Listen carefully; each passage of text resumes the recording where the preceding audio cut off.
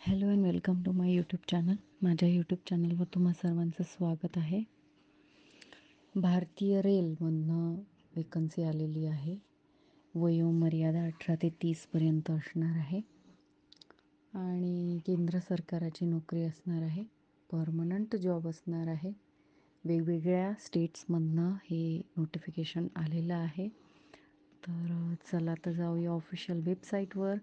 पण ऑफिशियल वेबसाईटवर जाण्याआधी ज्यांनी पण माझा चॅनल सबस्क्राईब नसेल केला त्यांनी नक्की सबस्क्राईब करा आणि बेल आयकनवर हिट करा, जेणेकरून माझे नवनवीन व्हिडिओ तुमच्यापर्यंत लवकरात लवकर पोहोचतील आणि तुम्हाला लवकरात लवकर नोटिफिकेशन मिळून तुम्हाला जॉबची तयारी करायला इझी जाईल.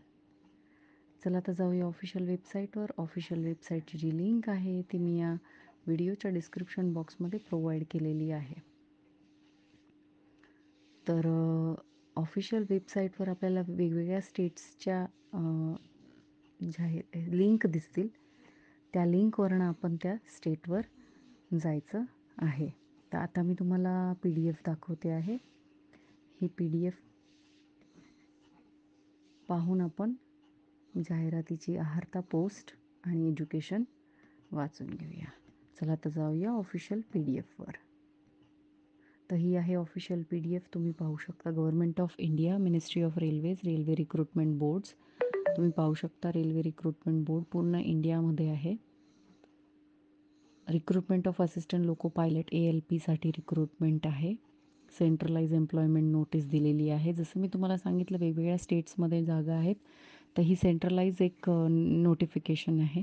ओपनिंग डेट 20/1/2024 आणि क्लोजिंग डेट 19/2/2024 असणार आहे.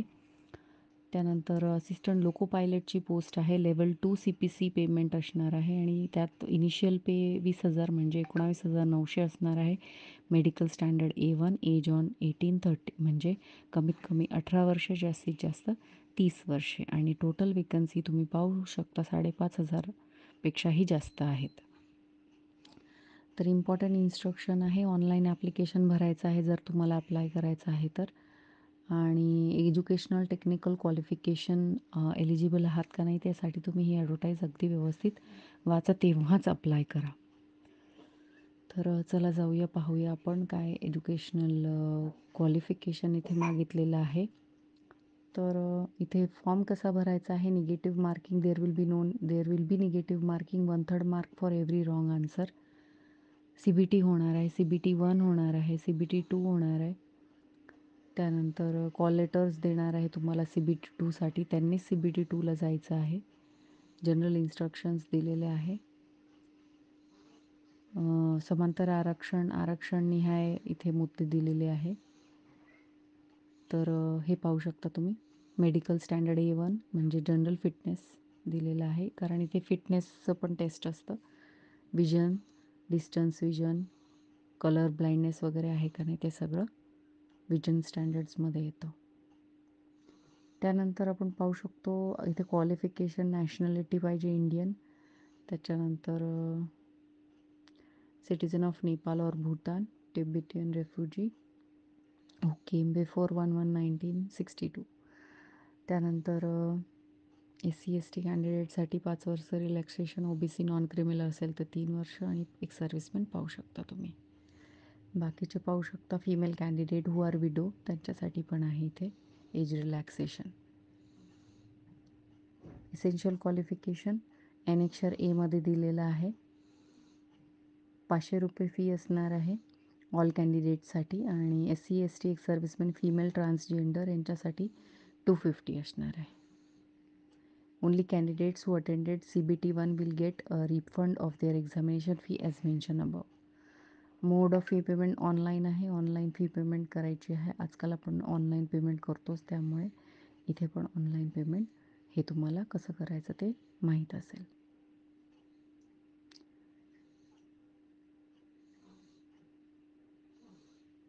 जर तुम्ही दुसरीकडे नोकरी करत असाल तर नो ऑब्जेक्शन सर्टिफिकेट NOC आणायचं आहे. रिक्रुटमेंट प्रोसेस CBT 1 होणार आहे, स्टेज 2 CBT 2 होणार आहे, नंतर CBAT म्हणजे कम्प्युटर बेस्ड ॲप्टिट्यूड टेस्ट होणार आहे, मग डॉक्युमेंट व्हेरिफिकेशन होईल आणि मग मेडिकल एक्झामिनेशन होईल. तर फर्स्ट स्टेजमध्ये काय पॅटर्न असेल, 60 मिनटाचा पेपर असेल, 75 क्वेश्चन असतील, 75 मार्काला, म्हणजे 1 मार्क पर क्वेश्चन. 1/3 मार्क कमी केला जाईल चुकीच्या आन्सर्सला. आणि मल्टिपल शिफ्ट्समध्ये ही एक्झाम घेण्यात येईल. मिनिमम पासिंग पर्सेंटेज बघा, EWS अँड अनरिझर्व 40%, OBC NCLसाठी 30%, SC ST SCसाठी 30%, STसाठी 25%. ह्या पासिंग क्रायटेरिया असेल. मॅथ्स, मेंटल एबिलिटी तुम्ही पाहू शकता. जनरल सायन्स, जनरल अवेअरनेस त्यांनी टॉपिक्स दिले कोणते कोणते घेण्यात येतील. शॉर्टलिस्टेड कॅन्डिडेट जी CBT 1 क्लिअर करतील त्यांना CBT 2साठी बोलवलं जाईल. आणि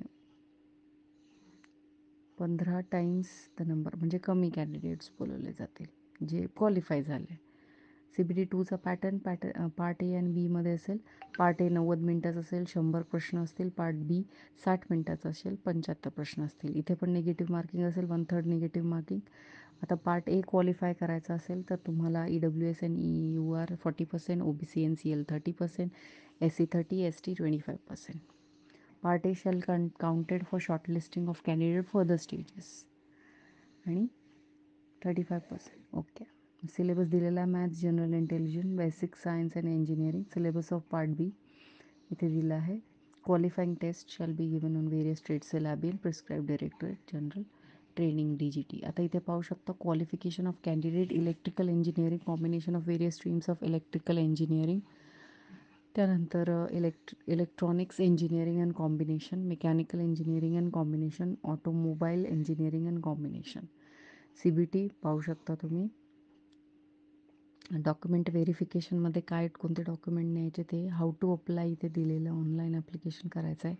हे वेबसाईट्स आहे. इथून जागा आलेल्या आहे. अहमदाबाद, अजमेर, बेंगलोर, भोपाल, भुवनेश्वर, बिलासपूर, चंदीगड, चेन्नई, गुवाहाटी, जम्मू श्रीनगर, कोलकाता, मालदा, मुंबई, मुझफ्फरपूर, पटना, प्रयागराज, रांची, सिकंदराबाद, सिलिगुडी, तिरुवनंतपुरम, गोरखपूर.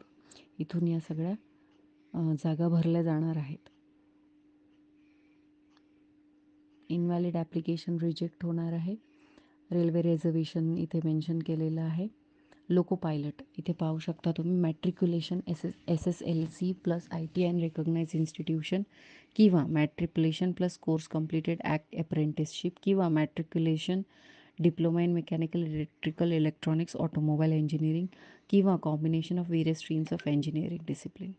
हे पाहिजे आपल्याला इथे क्वालिफाय व्हायला. इथे पाहू शकता तुम्ही झोन वाईज वेकन्सी दिलेली आहे.